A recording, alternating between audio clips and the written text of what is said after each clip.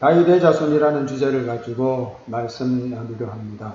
그동안 우리들이 마태복음 말씀을 쭉 나누었는데요. 1장에는 예수님의 족보가 기록되어 있고 2장에는 예수님의 탄생 사건이 기록되어 있지요. 그리고 3장에서는 예수님의 선구자 사역을 했던 요한과 예수님의 세례 장면이 나오고 4장에서는 예수님께서 시험받는 장면이 나옵니다. 그리고 5장, 6장, 7장은 산상보훈이라고 일컬어지는 귀한 말씀이 담겨져 있고요. 그 다음에 8장, 9장에서는 예수님의 치유사역이 소개되고 있는 것을 우리들이 확인했는데요. 예수님께서 많은 병자들을 고치지 않으셨습니까? 나병 환자를 고치신 얘기가 나오고요. 그리고 또 중풍병자를 고친 얘기가 2번 나오죠. 백부장의 종 한 사람을 고친 얘기, 그리고 4사람이 침상에 메고 온 중풍병자를 예수님께서 고치신 얘기가 나옵니다. 그리고 또 베드로의 장모가 열병으로 고생할 때에 예수님께서 그것을 고쳐주신 얘기도 있고요. 그리고 귀신 들린 자를 귀신을 내쫓아서 온전하게 했던 이 얘기가 마태복음 8장에도 2번 소개되어 있는 것을 보게 됩니다. 그리고 혈루증 앓는 여인을 고쳐주시고, 그리고 죽은 야이로의 딸 12살 된 소녀를 살려준 그런 사건도 우리들이 지난 주일에 같이 나누어 보았습니다. 이런 모든 일들을 통해서 예수님께서 구약의 선지자들이 예언했던 바로 그 메시아라는 사실을 마태가 입증하고 있는 것을 보게 되는데요. 오늘 본문에도 역시 마찬가지로 2개의 치유 사건을 통해서 예수님이 메시아라는 것을 드러내고 있음을 알 수가 있습니다. 먼저 맹인의 눈을 뜨게 하시는 사건을 같이 살펴보도록 하겠습니다. 2 맹인이 예수님의 뒤를 따라오면서 소리를 치는 내용이 27절에 나옵니다. 27절에 예수께서 거기에서 떠나가실새 2 맹인이 따라오며 소리질러 이르되 다윗의 자손이여 우리를 불쌍히 여기소서. 여기 거기를 떠난다는 것은 야이로의 집을 떠나오는 그런 장면이라고 할 수가 있겠습니다. 이 맹인은 당시에 많은 유대인들이 예수님을 가리켜서 나사렛 예수라고 그렇게 불렀는데, 이 맹인들은 예수님을 다윗의 자손이라고 그렇게 칭하고 있음을 보게 됩니다.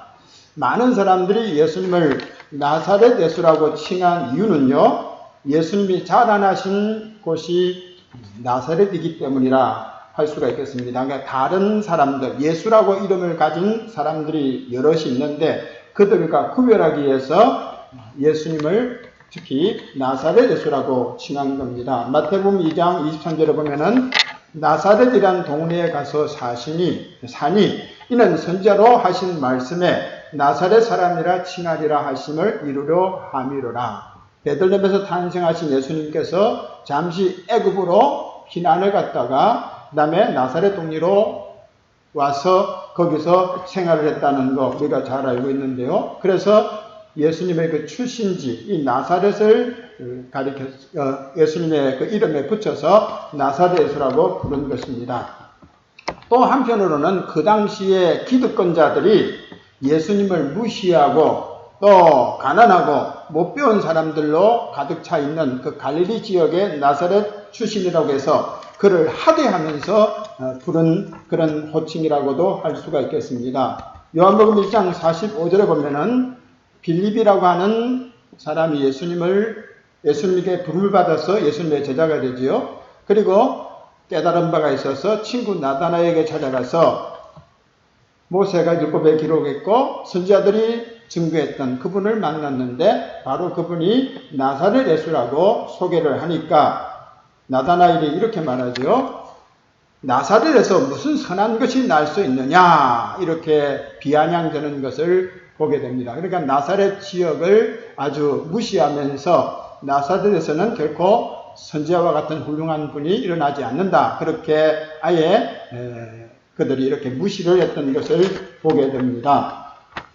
요한복음 7장 52절에도 역시 마찬가지로 니고데모가 예수님을 이렇게 지지하고 그 공회원들 앞에서 예수님을 이렇게 변호하니까 그 같은 동료, 그 당시에 그 산헤드린 공회의 회원들이죠. 회원들이 니고데모를 향해서 말하기를 너도 갈릴리에서 왔느냐 찾아보라. 갈릴리에서는 선자가 나지 못한다. 그렇게 말한 것을 알 수가 있어요. 그러니까 갈릴리 지역 그리고 나사렛 여기에서는 결코 그리스도께서 오실 수 없다고 그들이 생각해서 예수님을 무시하면서 나사렛이라고 그렇게 부르는 이도 있었다는 말씀이 되겠습니다.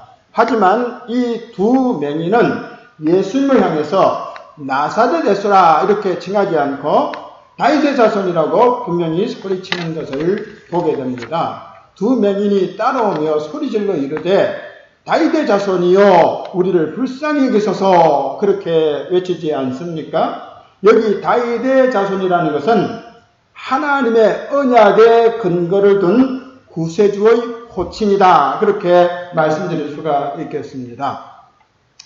다윗이 통치할 시대에 이스라엘 나라에는 성전이 없었습니다. 아브라함의 자손들, 다시 말해서 히브리인들 혹은 이스라엘 민족들이라고 그렇게 칭하는데 이들이 애굽에서 오랫동안 살다가 그것을 빠져나오게 되죠. 출애굽이죠. 출애굽을 해가지고 광야 생활을 하게 되는데 그 광야 40년 기간 동안 그들이 하나님을 예배할 때 어디서 예배했습니까? 모세가 만든 그 회막에서 예배드렸죠. 텐트, 그러니까 이동하기 좋은 편리하게 텐트를 가지고서 하나님께 예배하는 장소를 만든 겁니다. 그것 가리켜서 회중들이 모인다고 해서 회막이라고도 하고 그리고 또 하나님 앞에 예배하는 곳이기 때문에 성막이라 이렇게도 칭하는데요. 아무튼 그것을 모세가 광야 시대에 제작을 한 겁니다. 그런데 이스라엘 백성들이 광야 40년 기간을 마치고 가나안 땅에 들어가지 않습니까? 이제는 정착을 했죠. 정착을 했으면 성전다운 성전을 지어야 될 텐데 그러지를 못한 상태였습니다. 여전히 하나님의 성막은 이렇게 낡아버린 그런 회막에서 하나님 앞에 예배를 했던 거죠. 근데 다윗이 왕위에 오른 다음에 안정지를 찾게 되고 그 다음에 자신은 이제 좋은 집에서 살게 되는 거죠. 백향목으로 지은 좋은 궁궐에서 살게 되는데 하나님 앞에 예배할 때마다 마음에 걸리는 겁니다. 나는 이렇게 좋은 백향목궁에서 사는데 하나님께 예배하는 장소는 저렇게 낡은 곳이라니 내가 성전을 지어야 되겠다 하는 이런 마음을 품게 되죠. 그래서 자기가 품은 뜻을 선지자 나단에게 알립니다. 그 나단이 다윗의 마음을 읽고서 흔쾌히 동의를 하죠. 왕이 좋은 마음을 품었으니 그대로 하시는 것이 좋겠습니다. 동의를 했습니다. 그런데 나단에게 하나님께서 말씀을 하는 겁니다. 다윗에게 찾아가서 성전을 짓지 못하게 하라 이렇게 지시하시는 거죠. 왜 성전을 짓지 못하게 하셨느냐? 다윗은 전쟁의 사람이기 때문에 그 손에 피가 많이 묻었다는 거예요. 그러니까 피 흘린 손으로 하나님의 성전을 짓는 것은 합당하지 않다고 말씀하면서 그러나 내가 성전을 짓기를 원하는 그 마음은 내가 기쁘게 받으마. 그래서 너의 시대가 아니고 너의 시대 다음에 너의 아들에 대해 평화의 때가 올 것이고 그가 너의 아들이 성전을 짓게 될 것이다. 그렇게 말씀합니다. 바로 그 솔로몬이죠. 솔로몬이 성전 짓지 않습니까? 근데 하나님께서 이렇게 너의 아들에 대해 성전을 지을 것이라는 말씀만 하신 것이 아니고 네가 나의 집을 걱정했지만은 오히려 내가 너의 집을 세워주겠다는 말씀입니다.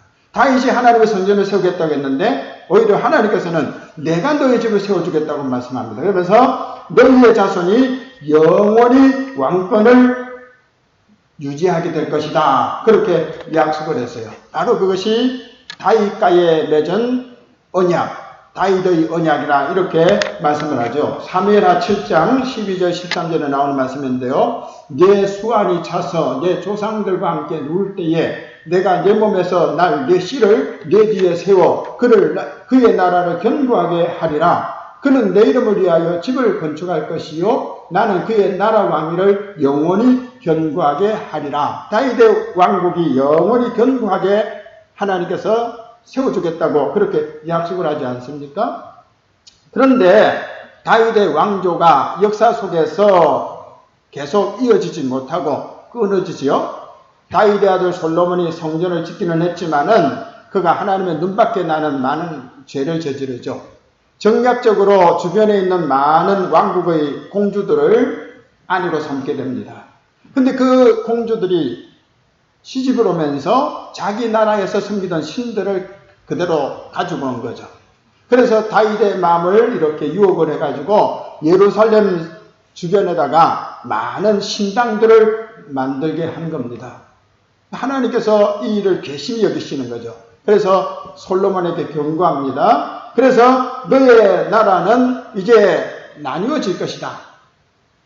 다윗을 생각해서 조금 다윗의 왕조는 이어주겠지만 다윗의 왕조는 이렇게 몰락하게 될 것이라고 경고를 하죠. 그 내용이 열왕기상에 나옵니다. 열왕기상 11장 11절에 여호와께서 솔로몬에게 말씀하시되 내게 이러한 일이 있었고 또 내가 내 언약과 내가 내게 명령한 법도를 지키지 아니하였으니 내가 반드시 이 나라를 네게서 빼앗아 네 신하에게 주리라. 그러나 네 아버지 다윗을 위하여 네 세대에는 이 일을 행하지 아니하고 네 아들의 손에서 빼앗으려니와 오직 내가 이 나라를 다 빼앗지 아니하고 내 종 다윗과 내가 택한 예루살렘을 위하여 한 지파를 네 아들에게 주리라 하셨더라. 그러니까 솔로몬이 우상을 섬겼기 때문에 하나님이 진노하여 나라를 이렇게 분열시키는데 솔로몬 때는 참으시고 그 아들의 때에 나누겠다고 그렇게 말씀하시죠. 그대로 되지 않습니까? 솔로몬의 신하였던 여로보암이 반란을 일으켜가지고 북북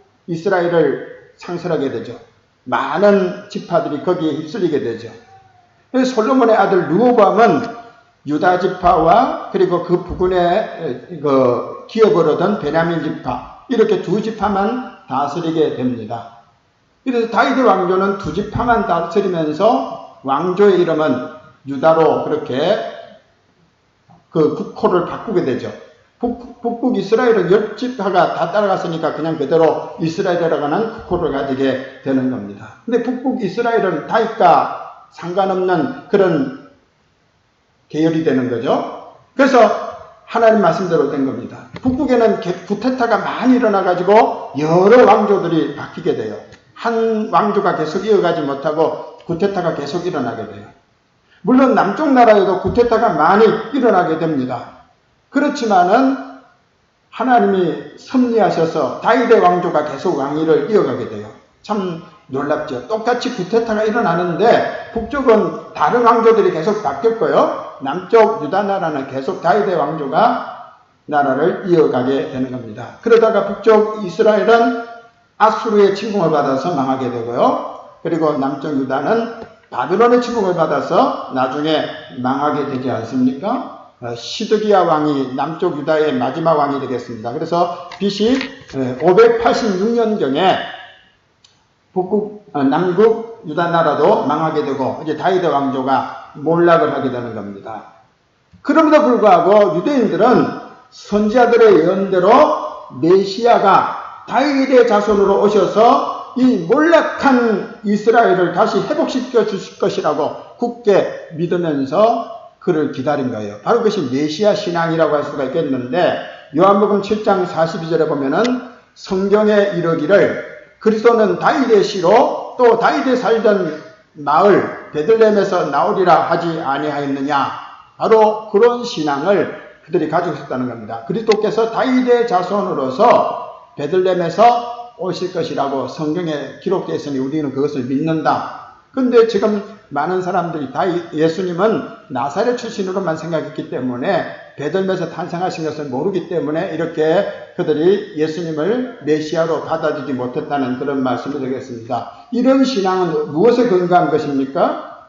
예언의 말씀에 근거한 거죠. 아모스 9장 11절에 보면 그날에 내가 다윗의 무너진 장막을 일으키고 그것들의 틈을 막으며 그 허물어진 것을 일으켜서 옛적과 같이 세우고래요. 다윗의 무너진 장막. 그럼 다윗의 왕조가 시드기야 때에 몰락을 했지만은 예언자들은 분명히 때가 되면은 다윗의 무너진 장막을 다시 일으킨다. 메시아의 왕국이 다시 세워진다고 그렇게 예언했기 때문에 이걸 믿은 거예요. 이런 예언은 많이 나오죠. 이사야 11장 1절에 보면은 이새의 줄기에서 한 싹이 나며 그 뿌리에서 한 가지가 나서 결실할 것이요. 여기 이새의 줄기라고 했는데 이 이새가 바로 다윗의 아버지죠. 다윗의 아버지니까 이새의 줄기가 그 다윗의 왕조를 가리키는 것이라고 할 수가 있겠습니다. 그리고 그분께서 온 세상을 다스릴 통치가 될 것을 미가 선지자가 예언하지요. 베들렘 에브라다야 너는 유다 족속 중에 작을지라도 이스라엘을 다스릴 자가 내게서 내게로 나올 것이라. 그의 근본은 상고에 영원에 있느니라. 태초에 계셨던 그 주님께서 육신으로서 이 땅에 오실 때 베들렘에서 탄생하게 될 것을 미가 선지자가 예언을 한 겁니다. 이렇게 많은 선지자들이 다윗의 자손으로 메시아가 오시는데 그 메시아가 오셔서 하실 사역들은 지난주에도 말씀드렸듯이 어떤 것입니까? 맹인의 눈이 밝을 것이며 못 듣는 사람의 귀가 열릴 것이며 저는 자는 사슴같이 뛸 것이며 말 못하는 자의 혀는 노래할 것이라. 장애자들이 주님의 그 능력 속에서 모두 치유함을 받게 될 것을 이사야가 예언을 했던 겁니다. 지금 오늘 본문에 등장하는 두 맹인은 예수님께서 많은 병자들을 고쳐줬다는 소문을 듣게 되는 거죠. 그러면서 이분이야말로 우리가 기다리던 메시아구나. 그분이 오시면은 맹인의 눈을 뜨게 줄 것이라고 그렇게 성경에 약속되어 있으니 그분께서 우리의 눈도 띄워주지 않겠는가 하는 이런 믿음을 가지고서 예수님께 찾아와서 나사렛 예수여 이렇게 소리치지 않고 다윗의 자손이요 이렇게 불렀던 것을 보게 됩니다. 우리들이 마태복음을 같이 나누면서 제일 첫머리에 나오는 내용을 본 일 있지 않습니까? 마태복음 1장 1절에 아브람과 다윗의 자손 예수 그리스도의 계보라고 되어 있어요. 아브람과 다윗의 자손 예수. 그러니까 메시아라는 거죠. 예수님께서 바로 그리스도라는 거죠. 바로 이 다윗의 자손 예수, 그 다윗의 자손 예수를 이제 실제적으로 호명한, 부른 이가 누굽니까? 바로 이 두 맹인이 되겠습니다. 마태복음 1장 1절에 나오던 다윗의 자손 예수가 비로소 이들을 통해서 증거된 것을 보게 됩니다. 그러니까 복음서 중에서 처음으로 소개된 호칭이 다윗의 자손이라고 하는 호칭이 이 두 맹인의 입을 통해서 나온 것이라는 말씀이 되겠습니다. 그리고 이 두 맹인은 이런 믿음 가지고 예수님께 부르짖을 때에 어떻게 부르짖습니까? 우리를 불쌍히 여기소서 그렇게 소리친 것을 보게 됩니다. 여러분, 불쌍히 여겨달라 하는 이런 말은 누가 할 수 있는 말입니까? 자만심에 빠져있는 사람이 그런 말을 할 수 있겠습니까? 교만한 사람들, 거만한 사람들이 그런 말을 할 수 있겠습니까? 그런 말은 거만한 자들은 결코 할 수 없는 말입니다. 근데 이 두 사람은 자신의 처지를 너무나도 잘 알고 있었어요. 그래서 예수님께 나와서 우리를 불쌍히 여겨달라 그렇게 호소를 한 것입니다. 예수님의 비유에 등장하는 세리도 불쌍히 여겨달라는 기도를 드렸지요. 바리새인은 거만하게 자기의 종교적인 의를 과시하면서 하나님 앞에 나는 저 세리와 같지 않습니다. 나는 11조 생활도 잘합니다. 나는 금식도 자주 합니다. 하고 자기 의를 드러내면서 거만하게 기도했지만 세리는 어떻게 기도합니까? 감히 눈을 들어 하늘을 쳐다보지도 못하고 다만 가슴을 치며 이르되 하나님이여 불쌍히 여기소서 나는 죄인으로소이다. 이렇게 세리가 기도를 드린 것입니다. 오늘 우리들이 이렇게 세리처럼 가슴을 치면서 나를 불쌍히 해달라고 기도하지 않는 이유가 무엇입니까? 그건 우리들이 다 영적 실상을 깨닫지 못한 때문 아니겠습니까? 라오디게아 교회를 향해서 우리 주님께서 말씀을 하시지요. 네가 말하기를 나는 부자라 부유하여 부족한 것이 없다 하나 내 권고한 것과 가련한 것과 가난한 것과 눈먼 것과 벌거벗은 것을 알지 못하는도다. 영적으로 볼 때에 라오디게아 교회는 권고하고 가련하고 가난하고 눈먼고 벌거벗음에도 불구하고 그들은 깨닫지를 못한 거죠. 그들은 생활적인 면에서 삶의 환경을 통해서 부유함을 누리면서 살았기 때문에 나는 부자다. 부유하여 부족한 것이 없다고 그렇게 큰 소리를 친 것입니다. 오늘의 현대의 많은 교인들이 라오디게아 교회 같이 영적 실상을 모릅니다. 그래서 나는 부자다. 나는 부유하다. 나는 부족한 것이 없다. 이렇게 큰 소리 치고 있습니다. 그러나 우리 주님이 볼 때 얼마나 권고하고 얼마나 가련하고 얼마나 가난하고 얼마나 늙고 벌거벗은 그런 비참한 인생이겠습니까? 오늘 우리들이 내 영적 실상을 바로 깨닫고 주님 앞에서 파산당한 그런 심령이 되어서 부르짖어야 될 것입니다. 나를 불쌍히 여겨 주십시오. 시편에 보면은 이런 심정으로 부르짖는 그런 시가 종종 보입니다. 시편 40편 17절에 보면은 나는 가난하고 궁핍하오나 주께서는 나를 생각하시오니 주는 나의 도움이시요 나를 건지시는 이시라. 무슨 생활이 힘들어서 가난하다, 궁핍하다 그렇게 말한 것이 아니라 영적으로 파산당한 그런 심령이 되어서 가난하고 궁핍하다고 호소한 것 아니겠습니까? 이런 구절들이 시편에서 많이 찾아볼 수 있죠. 69편에도 보면은 나는 가난하고 슬프오니 하나님이여 주의 구원으로 나를 높이소서 그렇게 아뢰는 것을 보게 됩니다. 우리들도 이런 가난한 심정을 가지고서 주님 앞에 나와서 주님 나를 불쌍히 해달라고 그렇게 소리쳐야 되지 않겠습니까? 바로 이런 사람들이 복이 있다고 예수님께서 말씀하셨지요. 심령이 가난한 자는 복이 있나니 천국이 그들의 것입니다. 우리가 이렇게 두 맹인처럼 가난한 심령 되어서 주님 앞에 나와서 나를 불쌍히 해주십시오 이렇게 소리칠 때에 주의 주시는 그 평안함이 우리에게 임재할 것입니다. 이렇게 두 맹인이 도와달라고 구원해달라고 소리치는데도 불구하고 예수님은 아무런 반응을 보이지 않고 그냥 계속 가시다가 주님의 집으로 들어가셨습니다. 하지만 그들이 포기하지 않고 끝까지 따라오게 되죠. 28절 보면은 예수께서 집에 들어가심에 맹인들이 그에게 나오거늘 그랬어요. 그러니까 그 자리에서 예수님께서 고쳐주신 것이 아니라는 거예요. 그냥 예수님은 그렇게 불쌍히 해달라고 소리치는 그 두 맹인을 외면하시고 그냥 목적지로 가신 거예요. 그리고 주님께서 집으로 들어가셨어요. 맹인들이 포기하지 않고 계속해서 따라왔어요. 맹인들이 예수님을 따라가는 것은 쉬운 일이 아니겠죠. 많은 회중들이 지금 예수님을 따라가는데 이 눈먼 사람들이 그들의 그 발을 맞춰간다는 것이 쉬운 일이겠습니까? 그러나 포기할 수 없었기 때문에 끝까지 따라온 것입니다. 응답이 없다고 해서 포기하는 것은 신앙이 아니지요. 우리는 하나님의 응답을 받기까지 부르짖어야 할 것입니다. 예레미야는 이렇게 말합니다. 여호와의 말씀이니라 너희를 향한 나의 생각을 내가 아나니 평안이요 재앙이 아니니라 너희에게 미래와 희망을 주는 것이니라. 너희가 내게 부르짖으며 내게 와서 기도하면 내가 너희들의 기도를 들을 것이요 너희가 온 마음으로 나를 구하면 나를 찾을 것이요 나를 만나리라. 당장의 응답이 없다고 해서 하나님께서 나를 외면하시나 보다 이렇게 우리들이 오해해서는 안 됩니다. 분명히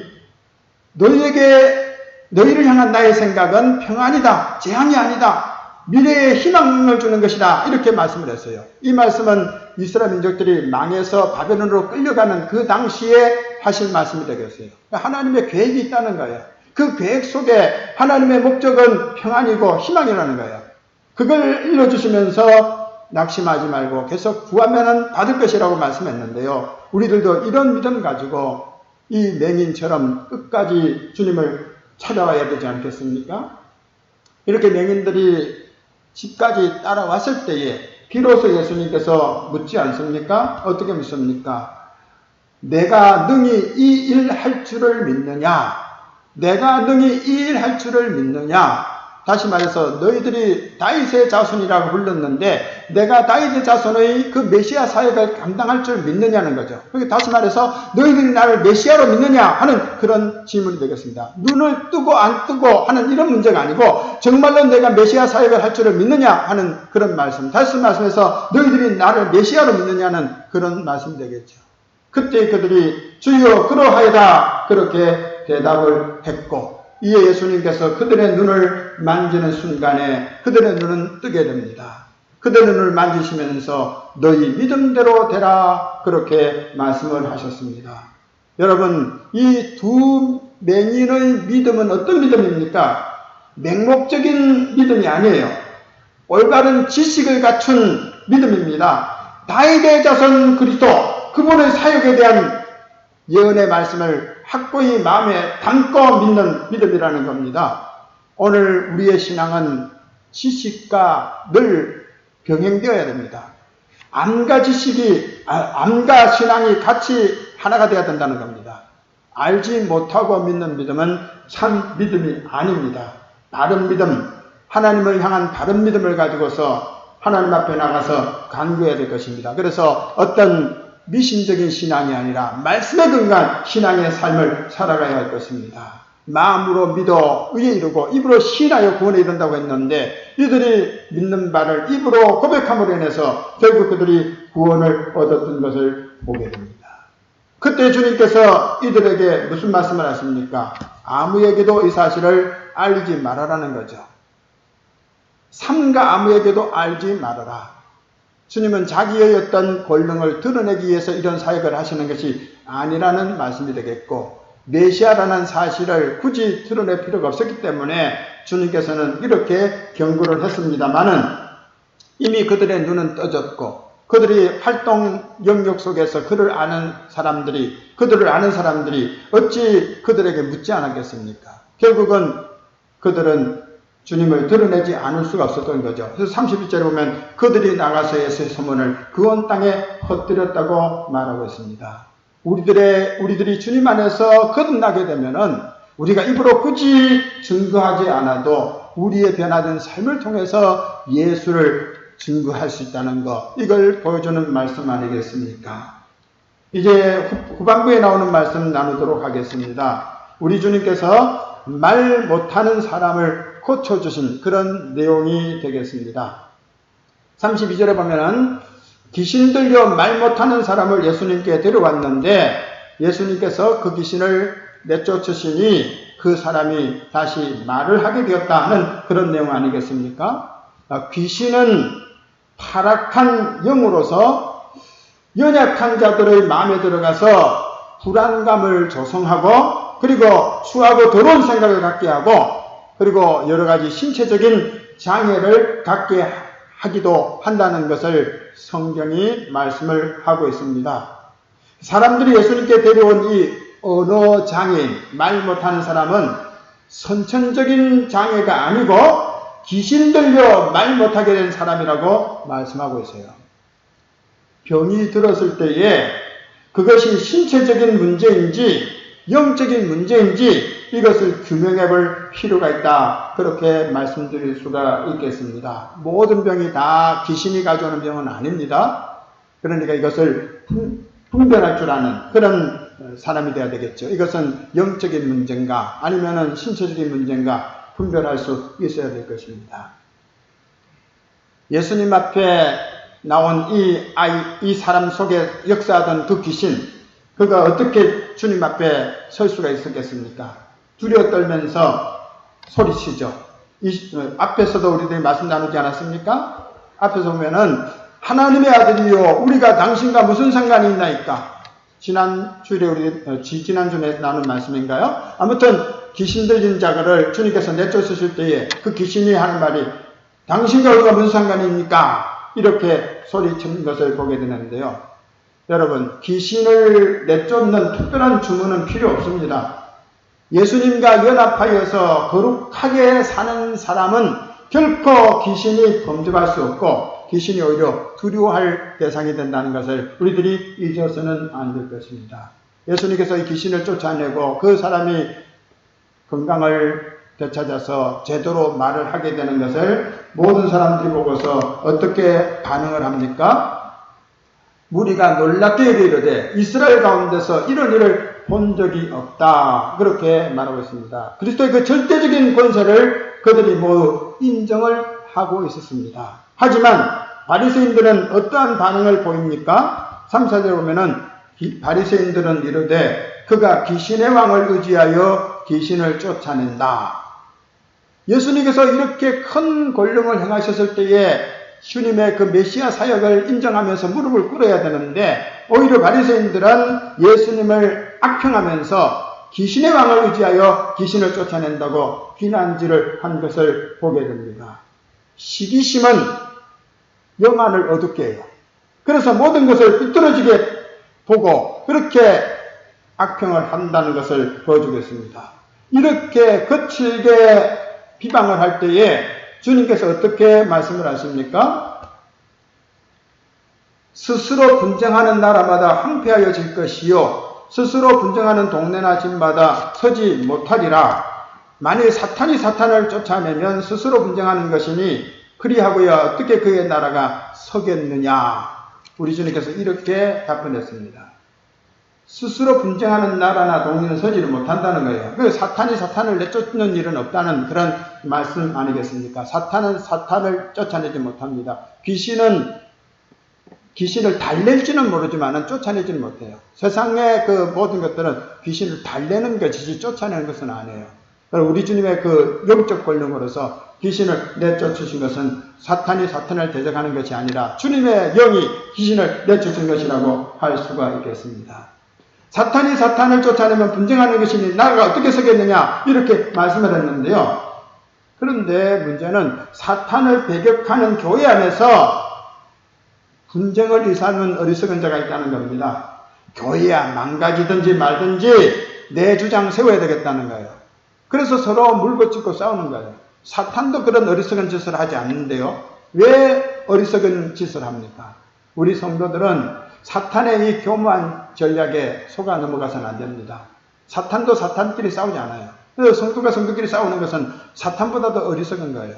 우리는 지혜를 가져야 됩니다. 서로 사랑하고 용납해서 사탄에게 틈을 주지 않는 그런 자들이 되어야 될 것입니다.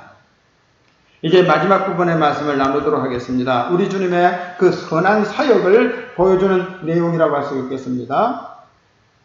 예수를 귀신 들렸다고 터무니없는 말로 비난한 무리들이 있었지만은 예수님은 개의치 않고서 아버지께서 맡겨준 사역들을 잘 감당해 나간 것을 보여주고 있습니다. 30절에 보면은 무리를 보시고 불쌍히 여기시니 이는 그들이 목자 없는 양과 같이 고생하며 기진함이라 그렇게 말씀을 했습니다. 우리 예수님은 선한 목자로서 자신의 양무리들을 위해서 목숨까지 버리시지 않았습니까? 그건 우리가 잘 아는 내용이죠. 요한복음 10장 12절에 보면은 나는 선한 목자라 선한 목자는 양들을 위하여 목숨을 버린다 그렇게 말씀을 하셨죠. 그리고 나는 선한 목자라 나는 내 양을 알고 양도 나를 아는 것이 아버지께서 나를 아시고 내가 아버지를 아는 것 같더니 나는 양을 위하여 목숨을 버린다 말씀하셨어요. 양들을 위해서 목숨을 버리는 그런 심정으로 우리 주님이 사역을 하셨는데요. 그 사역의 범위는 어떤 환경을 가리지 않았다는 사실이겠습니다. 35절에 보면은 모든 도시와 마을에 두루 다니사. 이전에는 도시와 촌으로 이렇게 번역을 했는데 여기서는 도시와 마을로 이렇게 번역되는데 우리 주님께서 그런 환경, 생활 환경은 가리지 않고 도시에도 찾아가시고 작은 시골 마을에도 찾아다니면서 말씀을 전하신 겁니다. 말씀 사역을 했는데요.